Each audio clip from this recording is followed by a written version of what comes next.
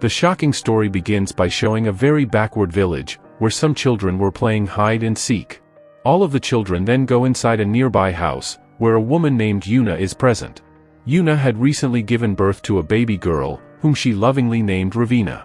As the children were playing and making a lot of noise inside, Yuna decided to keep Ravina inside and went outside to send them away. The small children, scared, ran away to a distant place. Yuna then re-entered her house but was shocked to see a witch near her daughter Ravina. The witch's name was Maria. Maria was known for drinking children's blood. Yuna immediately began pleading with Maria to spare her daughter, but Maria insisted that she needed Ravina's blood as it could give her immense power.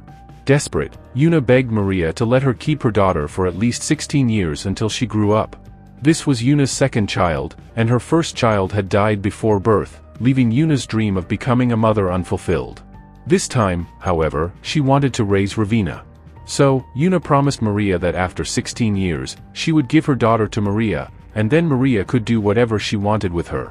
To mark this agreement, Yuna made a small cut on her hand, creating a bond to remember the deal between them. Maria, understanding the situation, placed a curse on them and left. Yuna had no other choice but to live with Ravina, always in fear. She kept Ravina far from others in a cave, where no one came. Yuna never let Ravina go outside, so Ravina grew up without seeing the world beyond that cave. As time passed, Ravina grew into a teenager and now wanted to go outside. Although Ravina had tried to go outside several times, Yuna always caught her and warned her that if she stepped out, the devil would eat her. Despite Yuna's efforts to keep her inside, 16 years passed. Yuna knew that the witch would likely return after the agreed-upon time. One day, inside the cave, Yuna noticed an eagle, realizing it was the witch, Maria, spying on them after 16 years. Yuna quickly began trying to kill the eagle, with Ravina watching carefully. Yuna hid behind some rocks and suddenly appeared in front of Ravina, telling her that she would now take her outside. For the first time, Ravina was exploring the world, feeling excited. However, she was confused as to why Yuna, who had been protecting her for all these years, was suddenly acting differently. Yuna took Ravina to a hut, where a beast was tied. Yuna killed the animal and gave its meat to Ravina, who, belonging to a tribal group, began eating it. Outside, Yuna's strange behavior continued. She scratched Ravina's chest with her nails, and when Yuna later brought fire close to the wounds, they miraculously healed. Ravina began to notice something odd. Her nails were growing unusually long. When she looked at Yuna, she saw her mother's organs being pulled out and discarded. Soon, the truth was revealed. Yuna wasn't really her mother, but Maria, the witch, who had taken her form. This transformation had happened when the eagle appeared and Maria had killed Yuna to replace her. Maria, being a witch, had the ability to shapeshift into anyone's form. Now, Maria had also affected Ravina, turning her into a witch as well. Ravina realized that the person with her wasn't her real mother, but still decided to go along with Maria, as she wanted to explore the world. They began traveling together. One day, as Ravina was wandering through a forest, an unknown man suddenly appeared before her. The man seemed intent on harming her, but Ravina, having no idea about such things, was unaware of his intentions. But soon, Maria appeared at the scene and attacked the man, completely destroying him. She started removing his organs and explained to Ravina that she was a witch and needed to kill anyone who came into her path. For Ravina, all these things were new, and she was still learning. Maria then took Ravina to a nearby pond, where she caught some fish and began eating them. Ravina, however, refused to do the same, which made Maria very angry. In a fit of rage, Maria started to attack Ravina. After a while, Ravina became irritated and, in defense, picked up a stone and struck Maria. Though Maria punished Ravina, she remarked, "I made a huge mistake turning you into a witch, you're not even fit to be one." Maria then distanced herself from Ravina, who watched her carefully. Maria then performed a gruesome act by taking the organs from a wolf's body and inserting them into herself. She transformed into the wolf, using this technique. Ravina, now understanding the process, began to comprehend how to do it herself. Suddenly, Ravina heard the scream of a woman and followed the sound. She discovered that the woman was giving birth to a child, a process Ravina found strange and unsettling. She then went directly to the nearby house, where a girl saw Ravina and, frightened by her sharp nails, ran inside. Ravina, undeterred, entered the house and found the crying baby. This was the child the woman had just given birth to. Shortly after, the woman, named Silka, arrived and begged Ravina not to harm her baby. However, Ravina panicked and attacked Silka. Her sharp nails accidentally pierced Silka's body, causing her death. Ravina didn't know what to do in this situation. In desperation, she tried the shape-shifting technique. She transferred Silka's organs into her own body and cloned herself to become Silka. Now, in Silka's form, Ravina went outside and began to explore. Silka's family, unaware, believed Ravina to be Silka and took her inside. Ravina, in Silka's form, began to experience life as Silka. Ravina, still in Silka's form, began to understand the bond of family, even though she hadn't yet revealed to them that she wasn't their daughter. She continued to follow the ways of the family, observing how relationships worked. One day, she saw a married couple fighting. The husband was physically abusive towards the wife, torturing her. Ravina, having experienced her own share of pain, approached the woman and showed her the scars on her own body. Through this, Ravina wanted to convey that no matter the condition, the woman needed to stay strong and face her challenges. The woman understood and, as a result, decided to leave her abusive husband. One night, Maria appeared before Ravina, still disguised as Silka. Maria warned her that she had chosen a prison and that the people she was with would eventually kill her. Ravina didn't fully understand, but she stayed with the family nonetheless. That night, while Ravina was sleeping, Silka's husband came into the room and tried to be intimate with her, not realizing that this wasn't Silka, but Ravina in her form. Ravina tolerated it for a while but then killed him in self-defense. She then fled from the house, leaving it behind. As Ravina traveled, she encountered a dog. She killed it, took its organs, and inserted them into her own body. She then transformed into a dog and continued her exploration. Entering the forest, Ravina overheard some boys making crude comments about girls. In retaliation, she reverted to her original form and approached them. As she was near the river, one of the boys, named Boris, was immediately attracted to her and tried to become physically intimate. Ravina, however, brutally killed Boris, took his organs, and transformed into him. Now in Boris's form, Ravina went back to his friends. Her behavior was strange, and they noticed something off about her.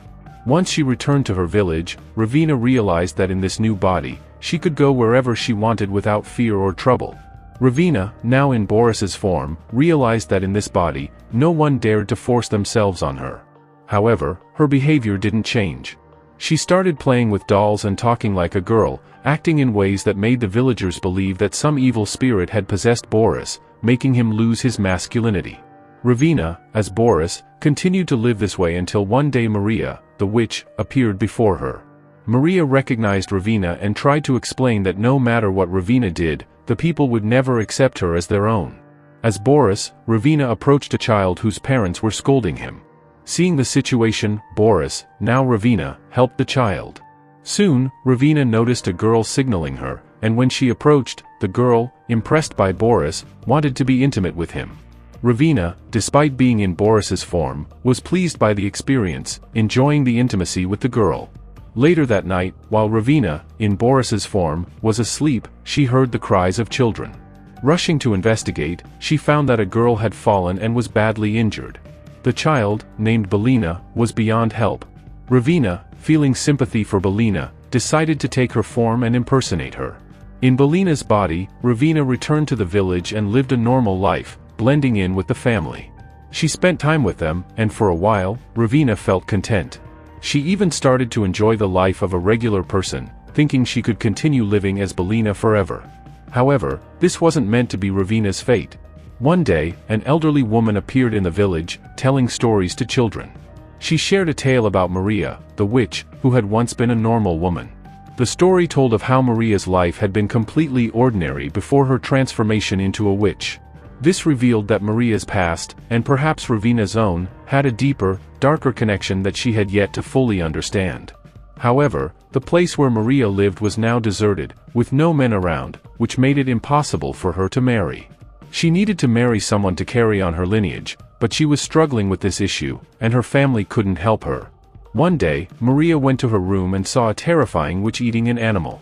The witch seemed frightening and tried to leave upon seeing Maria, but Maria approached her and pleaded for help, asking her to find her a husband. The witch, understanding her request in some way, scratched Maria's chest with her sharp nails and spat on her, marking Maria in a way that showed she had transformed Maria into something similar to herself. Soon after, a man came to Maria, seeking a marriage proposal for his son. Maria was overjoyed, and her family was also pleased. She went to meet the man and soon discovered the shocking truth: his son was gravely ill, suffering from an unknown disease that would soon take his life. His family wanted Maria to marry him quickly and become intimate with him, hoping that the man's child could still be born before his death, as there were no other men left in the entire village.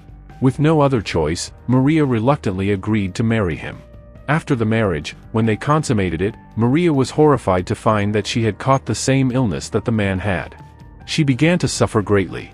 The man, whose illness had already taken his life, died, and Maria became sick with the same agonizing disease. She recalled the witch's words and felt changes happening within her body. In desperation, she began to kill animals and eat them. After consuming their bodies, the dangerous illness that had afflicted her miraculously disappeared. The next day, when the villagers saw Maria covered in blood, they realized she was a witch. With no other option, they decided to burn her in front of the entire village. However, being a witch, Maria did not die. Though her skin was burned off, she remained alive, her supernatural nature allowing her to survive the flames. Since then, Maria continued to live as a witch, carrying on her existence in this twisted way. Now, the story shifts to the present, where Ravina, who had been living in the body of a young child, has grown up. She had experienced many things from the beginning, becoming a part of the lives of the people around her. Ravina began to feel like she would spend her entire life this way. She had fallen in love with a man named Owen, with whom she eventually married, thinking they would have a normal life together and carry on their lineage. However, Maria had already warned Ravina that if Owen ever found out the truth about her, about being a witch, he would burn her and end her life. Despite this, Ravina and Owen eventually got married, becoming very close. One day, while they were intimate, Owen noticed Ravina's long, sharp nails and immediately realized that she was a witch. However, to Ravina's surprise, Owen didn't care. He accepted her as she was, despite knowing her true nature. Ravina felt relief, believing that everything would be okay, but little did she know that her life was about to take a dark turn. A dangerous wild boar came out of nowhere and killed Owen.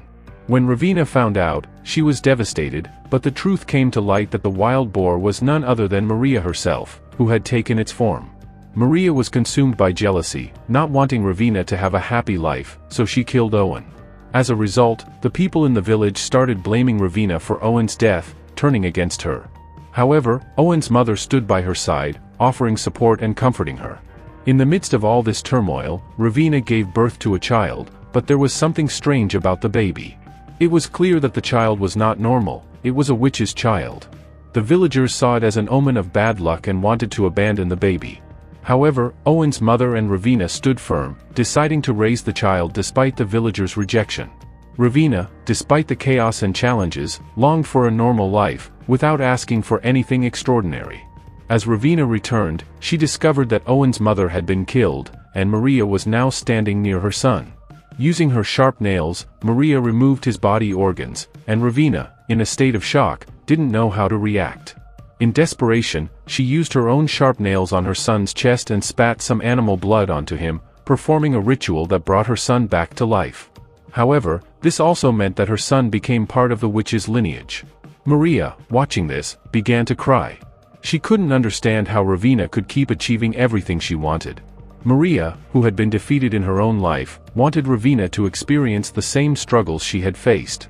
In the end, Maria promised Ravina that she would no longer interfere in her life, and thus, the story came to a close.